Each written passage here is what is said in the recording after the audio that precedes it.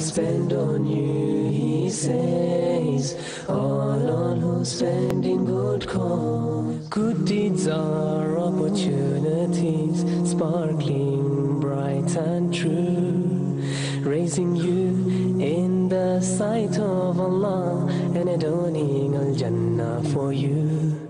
So rush to earn his reward, don't forget the oppressed, and when you go to sleep at night. Bismillah ar-Rahman ar-Rahim. Alhamdulillah wa salatu wa salam Rasulillah sallallahu alayhi wa sallam. Assalamu alaikum wa rahmatullahi wa barakatuh. From your host, Ismail Bullock. And from Gabriel Al Romaani. And welcome to another episode, A Time to Please Allah. And it brings in a lot of the issues that a lot of people don't talk about. And I think this is probably the trademark of this show. And mashallah, I think for what we've seen, mashallah, it seems to be becoming, as a show, inshallah, content-wise, very popular. And without any further ado, we have brother Iyari from United States of America. Assalamu alaikum. Wa alaikum assalam wa rahmatullah. Thanks for coming on. Now, whereabouts in the States are you from again? North Carolina. North Carolina. I don't know why when I hear North Carolina, I want to do like a Mississippi accent. North Carolina. Yes, that's about right. Yeah, that's about right. So I'm not misconceived then. No. Oh, okay, good. So, tell us a bit about yourself first. My religious background was Jehovah's Witnesses. I don't know if you guys are familiar with them, but you know, they're pretty well-read people. They've knocked at my door a few times. Yeah, and that's what they're known for, knocking on the doors. But I became increasingly dissatisfied with the religious dogma that they had and the lack of answers I was getting. And, you know, one of the issues was about this beard. I remember asking them, is it okay for me to wear a beard? And they told me, no, you shouldn't, this, that, and the other. And I asked them, well, all the pictures that you guys showed me of all the prophets and the people around them, everybody has beards. And so they gave me some, you know, some terrible reason why you shouldn't do it. But I said, well, that's not really, you know, I'm at university now, so, you know, we're being trained to think logically. And I'm like, that's not a good answer. And the more I started to ask, of course, because now I'm looking at other religions, you know, my outlook is now changed. So the more I'm asking, the less it appears to me that they're able to answer, and the less willing they are to answer. And so I said, well, this can't be the truth. The truth will give me answers. So now I started saying, let me look for the truth. Let me actually, for myself, stop refuting people and let me find the truth. Because I started to doubt that what I was upon was true. And, you know, most of those religions I read about, I couldn't become a Hindu. I couldn't do it.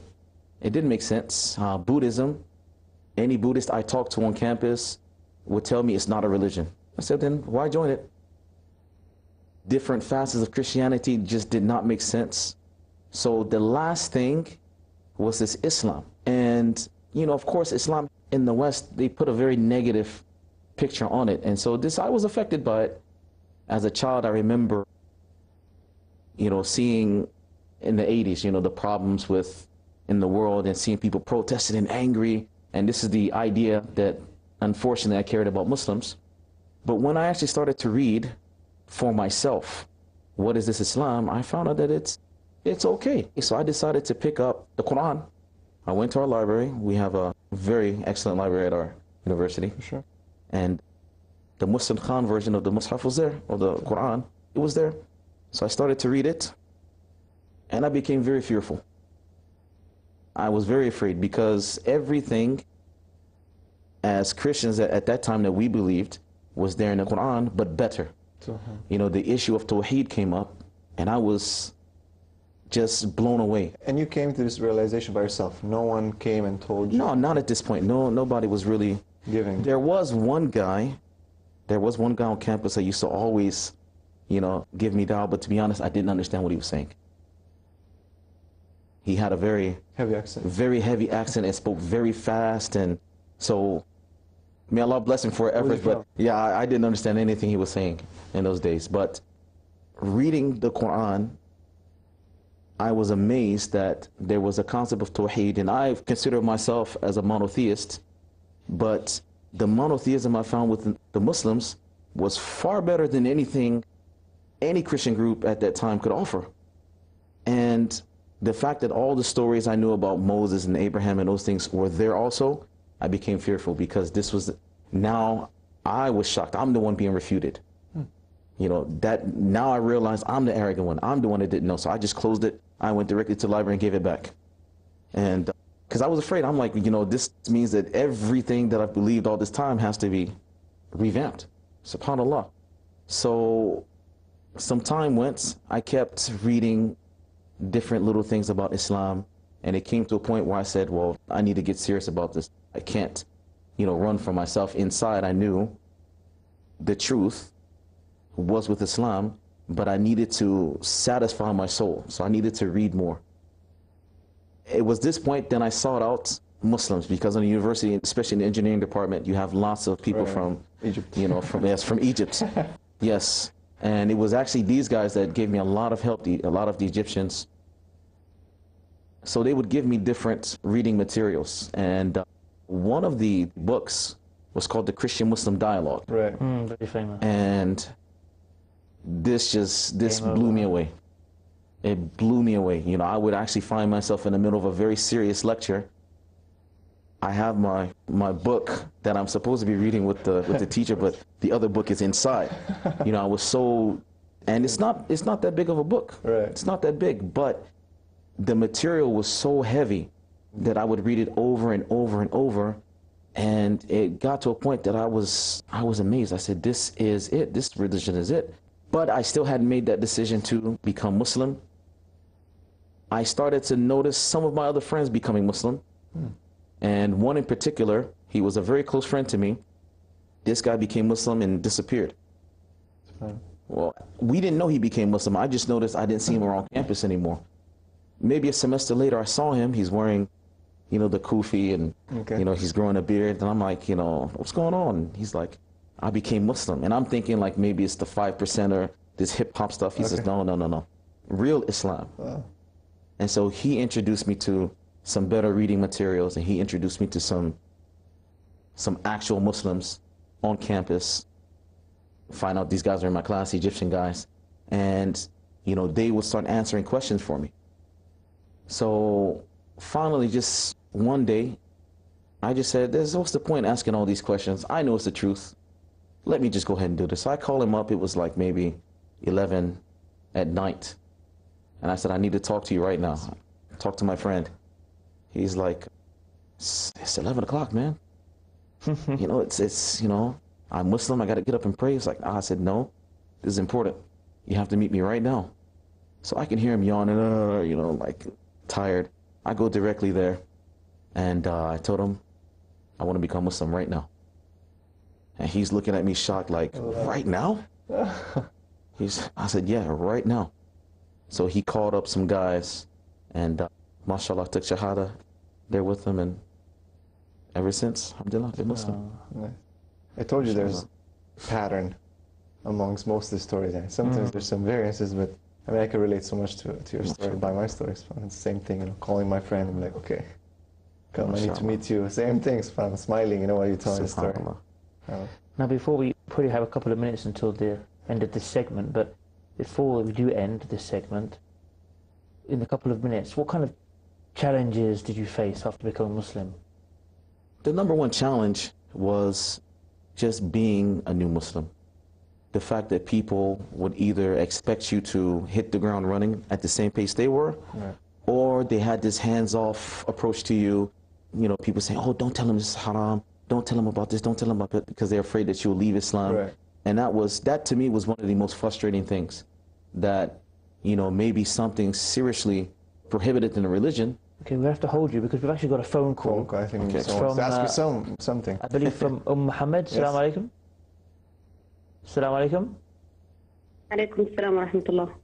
Yes, sister. Yes, I want to say my English is not good enough, but I'm from Mecca. Okay.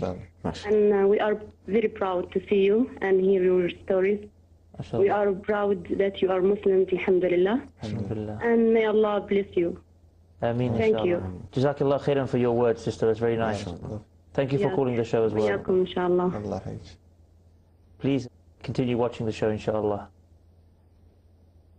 That's a very nice phone call. It's nice to hear these things because, you know, from Mecca, mashallah. From Mecca as well, mashallah.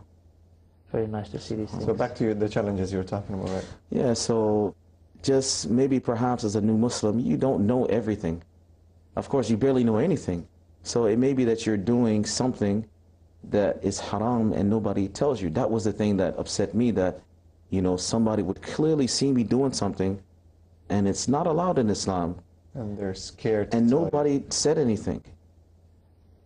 This is something very interesting because a lot of people take the other approach. And I've noticed this, that a lot of people say, well, wait a second, no? Everyone's telling me too much.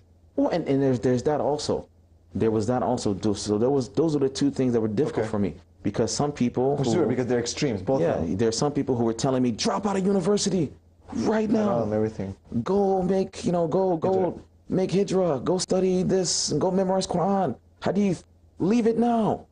And I'm saying, well, wait a second. You know, I got one more year left to this degree, man. I can't, you know, I'm not going to leave it. And then you have the other people, like I said, who would see you, because I was a DJ at the time. I had a, you know, radio show and all this. And I was oblivious to the fact that, you know, there were some issues about music and things like this.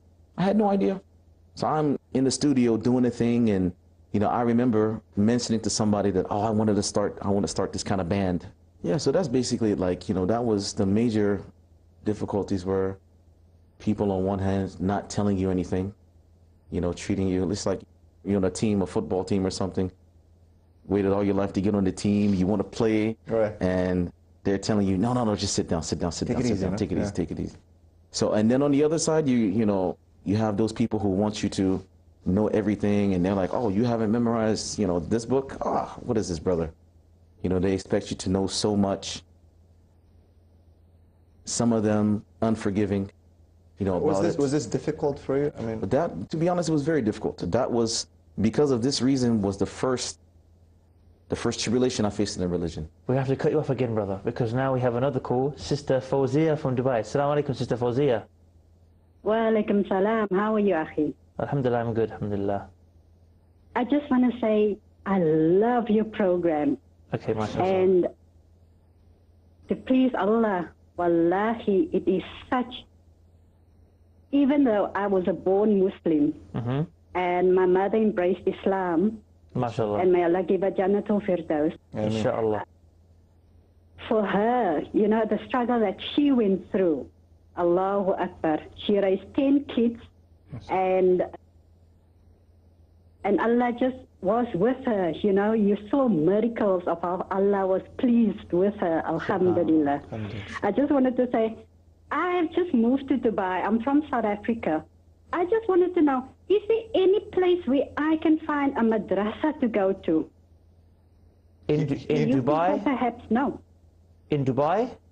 Yeah, in Dubai. Okay, I'll give you a quick name because we have some other calls. If you just jot this down, there's a place called Kelima, which is you can find it on their website, KALEMAH.org, kelima.org. They have lessons, they can put you in touch, inshallah, with other places. But we really have to, just like a very nice for your call, but we've got a line of calls I think we have to get to. And she can call the Awqaf also too. Yes, obviously the Awqaf of Dubai, mashallah, have many. There's a free number. We have Abdulaziz from Kuwait. Assalamu alaikum wa rahmatullah. Assalamu alaikum wa rahmatullahi wa barakatuh. Assalamu alaikum wa rahmatullah. You see, really, this is very fascinating, you know, listening your story. And really, you, alhamdulillah, you are the luckiest guy. Allah has chosen you for this guidance. Because we are Muslim, because we inherit Islam. And alhamdulillah, but you are also very lucky that Allah has guided you. You know, and you pick among, you know, millions, billions. May Allah give you reward and keep us all steadfast on His path. And we all should go to, inshallah, Jannah. And I have very special affection with you guys. The reason being, my son-in-law, he was a Christian, and he also accepted Islam 6 years back. And he was, by profession, he's a doctor. So the story, he has also very fascinating story, in a sense that, you know, it is really, it has many learning curves. One of his very good friend, he died. Then that clicked him. up to learn more about what is death, what is life. And therefrom he started studying, different religion, and then he started, then he looked at the Islam. And alhamdulillah, very soon he accepted Islam. So now he is a part of my family. MashaAllah. Bless him. So may Allah bless all of us Ameen. and steadfast in his path and give us paradise, inshallah. Ameen. Jazakallah khair for calling, brother. Thank you. Take care, inshallah. A lot of phone calls, mashallah, but we need to take a break. We're long overdue break, actually. I think we're going to have more, I'm suspecting. And so let's take a break, inshallah. We'll be right back on A Time to Please Allah. Assalamu alaikum. Time to please Allah, a chance to gain reward. I will spend on you, he said. It's like the hotline today, mashallah. And we have another phone call, Sister Fatima from Dubai. Assalamu alaikum, Sister Fatima. Wa alaikum salam wa rahmatullahi wa barakatuh. How are you, sister? Alhamdulillah, alhamdulillah. First, I would just like to congratulate each and every one of you because of this show, and actually we really appreciate having this kind of program, especially for the new rebirths. And one question I have for the visitor is, for the guest rather, is what do you think, what did you consider is the most difficult struggle you've ever had since you became a Muslim, and how were you able to deal with this? That's a tough one. Islamic identity, I would probably say that's the most difficult thing that I really had to face. Just being comfortable with who you are inside, and also being, letting that person inside also not conflict with Islam. Right. That's probably the most difficult thing. That's the thing I've struggled with for the longest time. Like for instance, if you're an artistic person and you like to draw, which, in the past I was, but feeling that you had to let those kind of things go because you're a Muslim now. And you said also the DJ thing. Yeah, and the DJ thing, once okay. It was clear that that part was not permissible. To be a matter of fact, I left that immediately. I was in the middle of a show. And I just, once I heard something from, one of the musicians, and it was something completely just off the wall, I quit. I told the next guy, listen, finished, I quit this. But, as far as the art, I used to be very artistic, drawing and things like this, and, people were kind of making me feel uncomfortable about, the art and things like this, and, liking to play sports, and people made you feel bad about trying to play sports. So it's not until recently that really I've gotten over that issue. Okay. So that is probably the identity issue. That's probably the most difficult thing I've had to face. It's fine. I think most of people are doing the same, facing the same thing. Identity. Yeah. Okay, thank you, sister. May Allah bless you. And I'll take this one from Fujairah. Assalamu alaikum, Omar, from Fujairah. How are you, brother? Alhamdulillah. Alhamdulillah. Brother, you did a very good job in the world. May Allah bless you all. May Allah bless you all. May Allah bless all of you. May Allah accept all of you. Ameen. Thank you, Omar. Thank you, brother. Jazakallah khair. May Allah bless you too, inshallah. Jazakallah khairan. Assalamu alaikum. We've got a few minutes left. Yeah. So you pretty much said to the sister, that was one of your main challenges, obviously, that came through Sister Fatima's And this is the challenge I was saying of most new Muslims, the issue of identity and, getting over what your nafs wants and putting in line with what Islam, tells you to be, which is something very important. Now, anything else that you would, maybe an advice, I think, let's end it with an advice that you would have for new Muslims when it comes to the struggles, when it comes to seeking truth, when it comes to seeking knowledge, anything that might help them, to get over these hard times.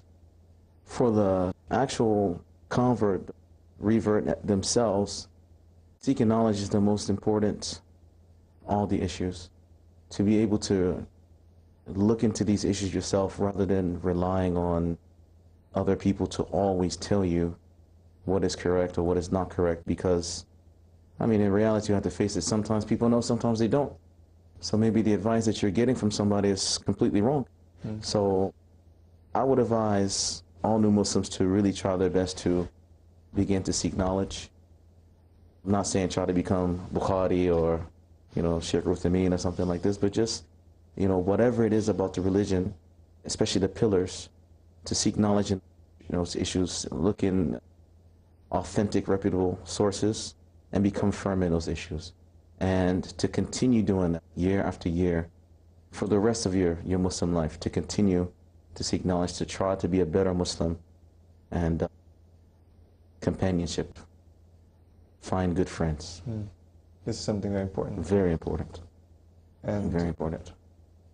How did you go about finding righteous friends? I mean, we talked about role models and good friends last few episodes, but how did you, obviously you had to give up some of your old friends. I had to give up a lot of old friends. And that's not easy, right? Well, subhanAllah, I feel like I was blessed somehow, some way. The brother who gave me my shahada was also a very close friend before we were Muslims. So we knew each other before Islam, and then after Islam, he was the closest, until now, he's of the closest people to me. And so basically, I relied a lot on him and those in his circle. So those were my close companionships. And, fortunately for me, I've always been blessed with, mashallah, good companionship. And particularly in those times, they were the first to give me advice about maybe you shouldn't hang around these people here because, they're doing this, that, and the other, or they will mislead you.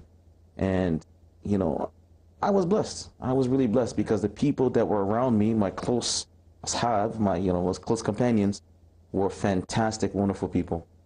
Fantastic. And they really cared about me, and you could see that, even till now, we're close. They were the ones who would warn me against, leaving my old friends and explaining to me, not just telling me, leave those guys alone, but they would explain to me why leaving them alone would be better for my religion. So I was blessed in that aspect, but I've seen other situations where people, they didn't have that companionship, they didn't have that friendship, and they made friends with people who unfortunately led them down the wrong path. Led them down the wrong path. Well, we've very nice. We could probably talk all night, and mashallah, so many phone calls. Please, inshallah, keep calling us every week. We love to have your phone calls. If you're not able to get through tonight, please leave what you want to say on that's Facebook. true, because we're going to continue this in the next 2 or 3 episodes. Leave your comments or inbox us your input, and we'll read it inshallah in the next episode. And we're way overdue, mashallah, on this episode. Yes. We could go on. Episode. And I could do this all night, Mashallah, I could do this all night. So we've come to the end of the show, and as always, inshallah, please join us here. And as always, we leave you with the greetings of Islam from myself, Ismail Bullock, and Gabriel Al Romaani. Wassalamu alaikum wa rahmatullahi wa barakatuh. Time to please Allah, a chance to gain reward. I will spend on you, he says.